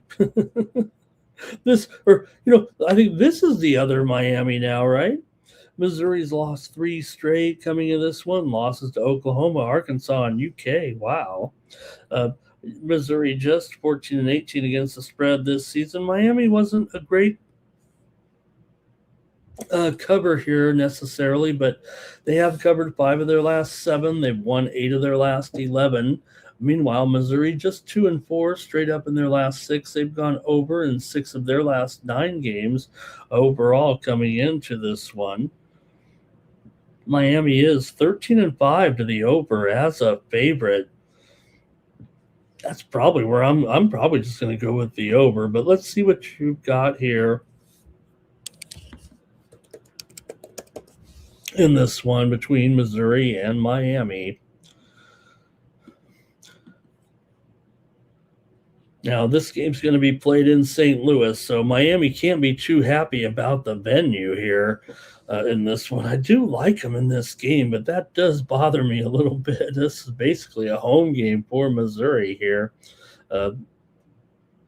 Miami really strong turnaround here with Coach Lucas. Basically coming from a 7-win team last year to go 3rd in the ACC back here in the tournament. So, look, Miami's got some big guys in there who can score. Only Florida and Gonzaga are only teams that have scored more points inside than the Miami Hurricanes. So that will be a little bit tough for Missouri for sure. Miami forces 12.5 turnovers a game, and they'll probably try to capitalize on Missouri's misfortune. Miami comes in off the loss to Virginia, 84-62, as a 3.5-point dog. They did beat Louisville, but that was only in revenge for a loss a few days earlier to the Cardinals. All right, give me the over here in this one with Missouri and Miami. I kind of like Miami, but I am worried about the venue here. Like I said, this is a home game, it feels like, for Missouri here, but I'll take the over. Okay, let's see what you guys have here with Mr. Westro says Missouri's failed him a lot. Andre's on Miami. Timmy's on the under here. John says he has like 2 points for either side, Miami and over. Here's Miami for Cal Dog. And that's it for the 16 college games. Enjoy. Should be a great day of college action. Let's go to our coverage now of the NBA. We won't. Damon went with the under there. Thank you, Damon. Okay. Go to the NBA. We're not going to go crazy on the trends and previews, but we do want to get our plays out there and see what you guys think of the card here today with the Warriors taking on the Pistons. In this one, you've got the Pistons favored here by 6, total to 17 here. So, look, you got Pistons going to be favored. The Warriors have had their struggles here a little bit, but man, it does seem kind of low the way the Pistons are going now. No Cade Cunningham with that bruised lung or collapsed lung. What a bummer for Cunningham. So that's got to be a big factor. But Warriors do have a lot of injuries as well. LJ Cryer questionable, Big Al questionable, Moody questionable, Seth Curry out. Of course, their big guys have been out here for a while now as well. It's just how are the Pistons going to get along without Cunningham, and how long will he be out? And we've seen them without him in there before, and they've been okay, but Detroit comes in here 25-32 against the spread as a favorite. Golden State, though, 11-14 against the spread as a dog. Golden State's 20-15 to the over on the road. However, Detroit 25-31 to the under at home. See what you think here of this one with the Warriors taking on the Pistons, minus the big cheese there with Cade Cunningham out with a collapsed lung. No timetable on his return. There's a couple ways to look at it. I mean, sometimes you can come back from that in a couple weeks. Sometimes it takes longer, though. All right, let's see what you got here. I think it's still, man, for me, I'm still want to lay the points here with Detroit. Golden State on the road, man, they just seem to have problems. They're not healthy here right now. They are in the playoff picture. They're going to make it here, even though it feels like just need the season end to come here right now. But still in 10th place. I don't think they're going to give up 8.5 games. They're going to make it here to the postseason. But Pistons are still the first place team in the East. Here, I'm going to take Detroit. I'm taking Detroit minus the points in this one. Okay, here's Warriors over. Hello to Fambo Podcast. Timmy says Warriors getting respect. Preston said, I thought Cade just had back spasms, right? It spread. Obviously, maybe undiagnosed. Maybe he was playing through some real pain and they just didn't do any test or something. Or I don't know I didn't really look into if it came up as a sudden thing, or we know he was injured with those problems. Golden State here for Timmy. Mr. Westers likes the Pistons here. John says it looks like an under, but that's a low total. Yeah, we'll see how much it affects Cunningham in there. Golden State's still an over team, no matter how you look at it, right? With actually some, pretty big numbers to the over if you think about it. They've also gone over in 5 of their last 6. So has Detroit. Golden State's 1-6 straight up in their last 7, 2-4 against the spread in their last 6, and Detroit 5-1 straight up in their last 6, but 1-5 straight up at home, and 4-10 against the spread in their last 14 games. So this one's kind of tough. Pistons here, though, for Damon. Mr. West was faded Golden State against those Celtics. Cal Dog says the Pistons about to lay down. Andre's on the over. Detroit loses at home to the Wizards, says Timmy. Jalen Duren for a double-double here. Cal Dog says people are mad at these Warriors. Hey, Aluson is here. Hawks or Rockets? We'll get to that one. And Preston says, what about Duren? He left that game. Yeah, I think he's okay though. Andre says Warriors are a play-on team, I think is what he said. Okay, let's keep it moving here right now. I said I wouldn't spend a lot of time, and here I am. Knicks and Nets, though, in the Tankathon. You got the Knicks here favored by 18. They probably can get it done here in the Tankathon. Knicks coming in here having won 4 straight games and also covering the spread in 2 of them, but they failed to cover against Indiana and Golden State. For Brooklyn here, though, they're on a losing streak once again, and no end in sight here for the Brooklyn Nets. They've lost 5 straight, 5-12 straight against the spread in their last 17 games.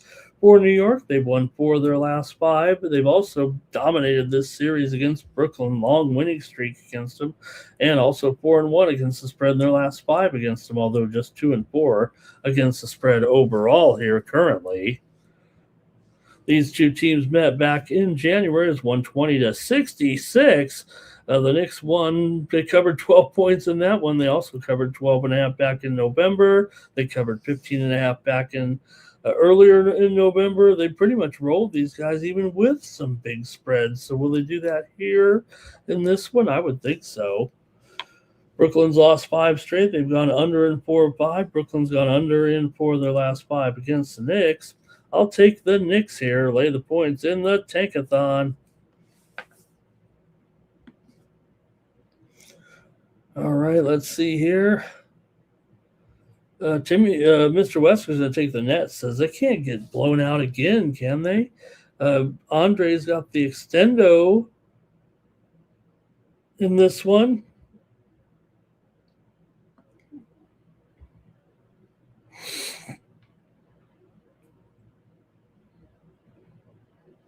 Let's see here. Nets Nets for Mr. Wester's there. Nets are in Cancun. Cal Dog on the over here. Timmy Chuchu's Nets team total under. Nets are going to get blown away by 30 twice in a year, says Mr. Weskers. And Fembo Podcast says Nets for the upset here. Hawks and Rockets in this one. You got the Rockets here favored by 4 against these hot Hawks right now, man. How about these Hawks and the way things are going at this time? Man, they just keep on crushing here. Feels like they're even better than their record, doesn't it?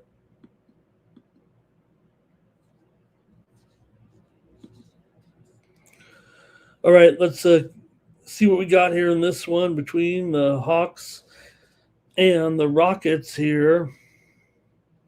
Man, getting just 4 right now. Let's see here. And the total is 229 in this one, okay. For the Hawks here, they come in right now with a record of 38-31. Houston 41-27, but Atlanta's been on a complete roll, a complete tear here at this point. Atlanta, long winning streak. They've covered 10 of their last 11. Houston just 1-5 against the spread in their last 6, going 2-4 straight up. 4 of the last 5 meetings between the 2 teams have gone under. Houston's gone under in 4 of 5. Houston's lost 2 straight. With losses coming in here, too. The Lakers twice, remember that back-to-back, and they've also failed to cover in 4 straight games. Atlanta, meanwhile, has covered 3 straight, and they're on that winning streak here. So what are you going to do with this one? I'll probably just take the under myself, but let's see what you have here. Houston is 11-22 to the under at home this season. Now Atlanta is 20-14 to the over on the road, but I'm going to take the under here with Atlanta and Houston. All right, let's see here. We've got Hawks and the points here. Says Andre. Mr. Wesker's on the Rockets against the spread. Yeah, I saw that they're saying back there on the Michael Porter Jr. news back there for the Nets, but he is definitely out of the game in that Knicks game. Brunson probable. Timmy Choo Shoes is on the under here. Waymo Band says, do not get in front of this Hawks team right now. Cal Dog on the Rockets on the money line. Mr. Wesker says the Hawks with these 11 straight wins. Houston losing to the Lakers. Got to go. KD get 40 points today, KD. John Preston on the under here. Bambo likes the under as well. That's what I'm taking. I'm taking the under here.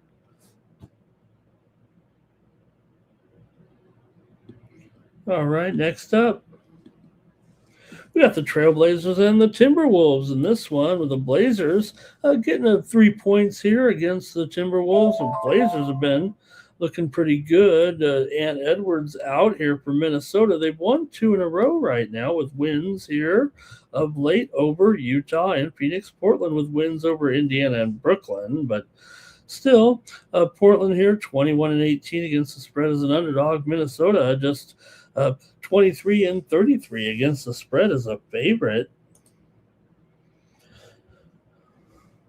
Minnesota's won 11 of their last 16, but just 7-13 against the spread in their last 20.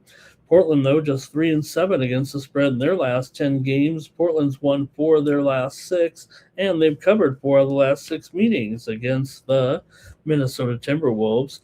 Minnesota's 12-24 to the under at home here. They've gone under in 8 of the last 11. Portland's gone over in 13 of 20, but they're still 16-20 to the under on the road and 16-23 to the under as a dog. So I got to take the under in this one with Portland and Minnesota. Give me the under here on Night Moves. All right, here it says for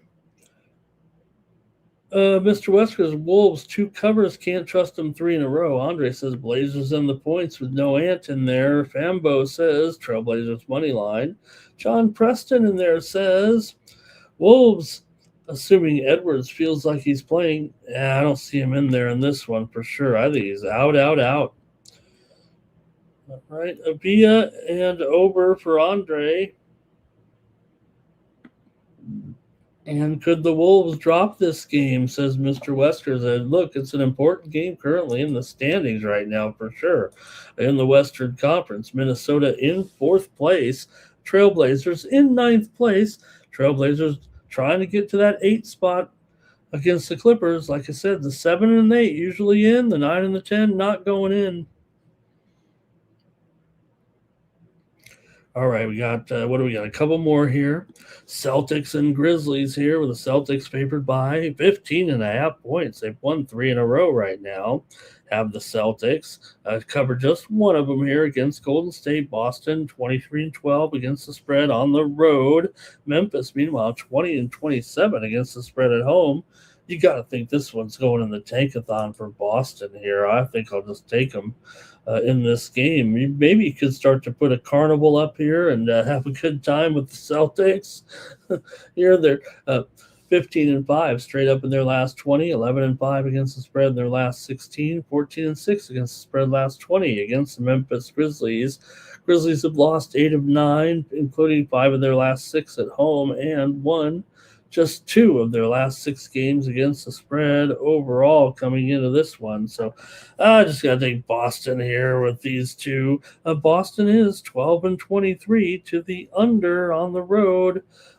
Memphis is 16-14 to the over at home, but I think this one kind of reeks of under here a little bit. But I'm going to take the Celtics minus the points on the road. All right, here we go with Timmy Choo Shoes. He likes Celtics, Grizzlies under. Mr. Weskers is on the Celtics. Andre's on the Celtics. And Cal Dog, he's on the Celtics here. All right. One more in the NBA, and be the Rockets Raptors taking on the Nuggets here in this one. You got the Nugs favored by 6. And the total here, 236.5. What? This thing's gone through the roof here with these 2. The send-out was as low as 232.5, but man, that's a lot of pressure to the over. And I don't know if these 2 teams are massive overs right now, are they? Toronto's gone under in 10 of their last 15 games. Denver's gone under in 7 of their last 8 at home. Now, 5 straight meetings between these two teams have gone over when playing in Denver, and 10 of the last 13 overall between the two. But they meet just twice a year here. This total's gone up pretty high, but let's see what you got here. You got a Denver team right now with coming in off of a loss to Memphis. They've lost 2 of their last 3 here. Meanwhile, for Toronto, they've won and covered 3 straight here, obviously. For Toronto, they're 12 and 21 to the under on the road. Denver, 29 and 17 to the over as a favorite here. But, man, that total at 236.5, these runaway totals, they're not always getting there, but they are getting there some of the time. But is that going to happen here with these two? All right. Toronto is 16 and 12 against the spread as an underdog. Denver's not a great favorite here, but this one's tough. Let me go to the chat here for the final game. Okay. Raptors plus the points and money line here. Mr. Weskers is on the Raptors. Timmy says he'll take them to the woodshed. Raptors money line for Cal Dog. Timmy Two Shoes likes a Hardaway prop here. And Mr. Weskers interested in that injury report. Let's see what I got. Raptors money line for Cal Dog. I just got questionable right now on Gordon right now. Murray Boyle's questionable. Could it be close late here? Damon on the Blazers. All right. Well, you guys are no help. All right. I'll have to go to the ratings here to this one. Give me the under here with Toronto and Denver and that increased price. I'll take the under. Gone too high. I'll go with the under in this one. And that's it for the NBA. Let's go to the NHL here. We've got to go with our, what do we got, 5-game card? I think we can go with every game. I don't know. The Devils and the Capitals. I might kick that one to the curb here. Capitals are 8 points out. All right, we're going to preview 4 games. We're going to skip one, I think. My notes here basically a big blank spot on that game, so I'm going to draw the line somewhere here on our big card. All right, here we go. But the Hurricanes are playing the Leafs. Going to cover this one for sure. The Leafs are toast here, but the Canes, looking pretty darn sharp here right now. Currently,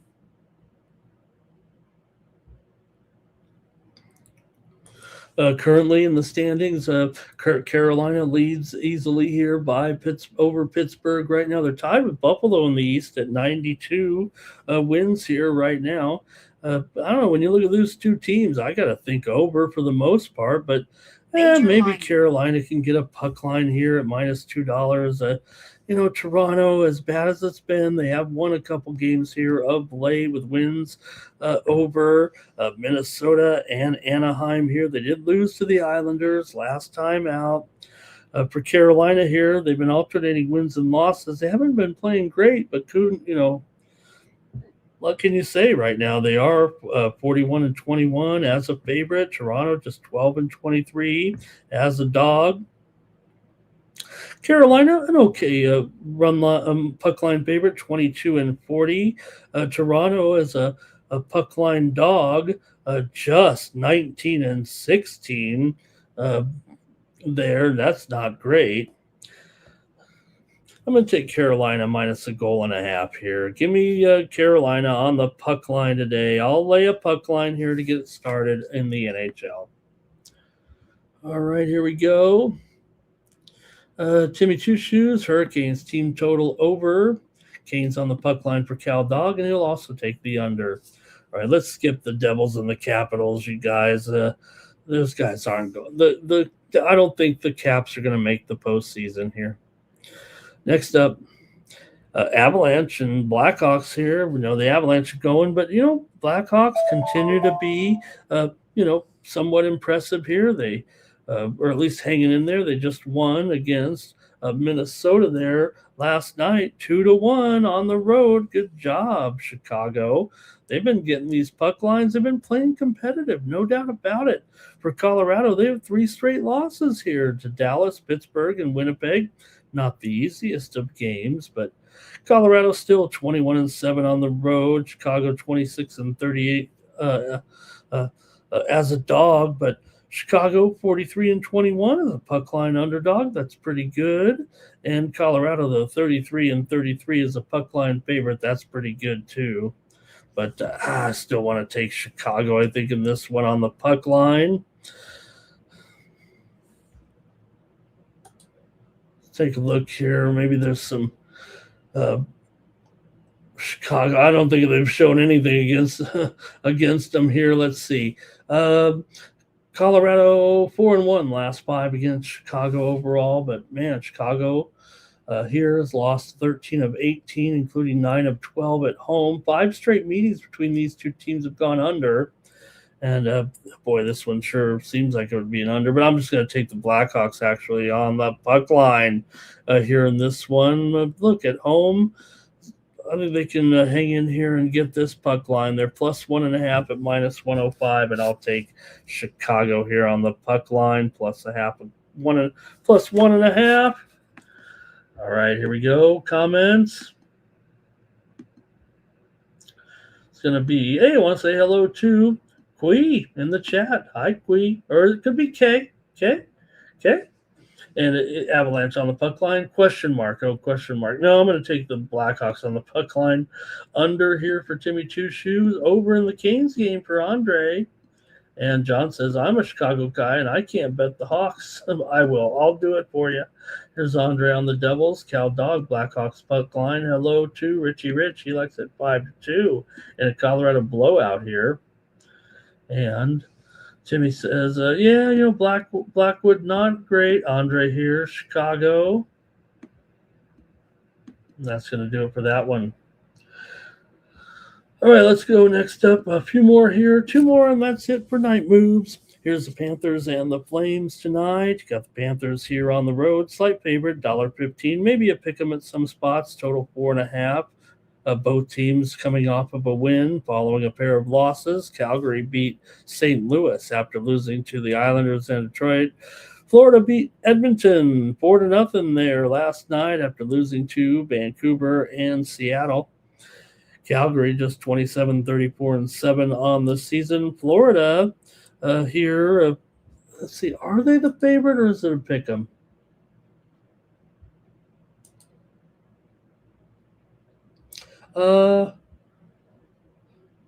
I would say that Florida is the slightest of favorites here, it seems like, coming into this one. I'm seeing mostly either pick 'em or Florida slight favorite. So let's see what you've got here in this one. I think it'll be Tarasov and Wolf there listed in this one. Give me the over with Florida and Calgary here. Boy, that, look, I'm just so mad that Florida never got it together. I don't know if I really trust them. Why are we even previewing this game if we didn't do the Devils and the Capitals? What is going on here? What am I thinking? This game should have been out of there too. Oh, man, that's terrible. You guys, what's going on? I would expect someone to say, hey, you're not previewing this game. Okay, let's just go to the Ducks and the Mammoth here and get on out of here. This game we can preview for sure. This is a good one. Okay, you have the Ducks here right now. Hey, they're sitting right there, right even currently here with Edmonton on 79 points. Or no, let me see here. I got to go to the latest standings. Now, Anaheim 78, Edmonton 77 here. The Mammoth, meanwhile, they're in 78 points atop the charts here in the wild card currently. So 2 good teams here, no doubt, probably go to the playoffs. Got Utah here off a couple of wins. Anaheim, though, meanwhile, did lose to Philadelphia last time out. Utah 26-18 as a favorite coming in here. Anaheim just 16-17 on the road. I think you got Dostal and Banasek here going in this one. Man, I want to take Anaheim here, I think, in this game, though, on the road to win at even money, and I'm going to do it. Give me Anaheim to win this one at Utah on Friday night. All right, hope that's okay. We didn't go too deep in the previews today, but there was a lot of basketball. John said the under could hit. Utah at home, lean Utah. Timmy Chuchu says the uncle takes Utah. Duck Cal Dogs on the Ducks with me on the money line. All right, that's going to do it here for Night Moves. Thank you, everybody. Great job, great show. Make sure you head on over to Tony'sPicks.com. Check out our premium picks here for tomorrow, including mine. I'll have my package up here in just a short while as I hang out here watching some overnight sports. Going to fire up here. Just got going here also with the Aussie football game here with the Western Bulldogs and Adelaide Crows going at it. So should be a great, great time here in the middle of the night. Handicapping some sports. Thanks, everybody. Really appreciate it. We'll be back tomorrow we're going to preview 8 games tomorrow in college basketball, unless we can find some others. But other than that, we'll have our other previews. It'll be a big night in hockey, of course, and pro basketball. So we'll have plenty of games to pick.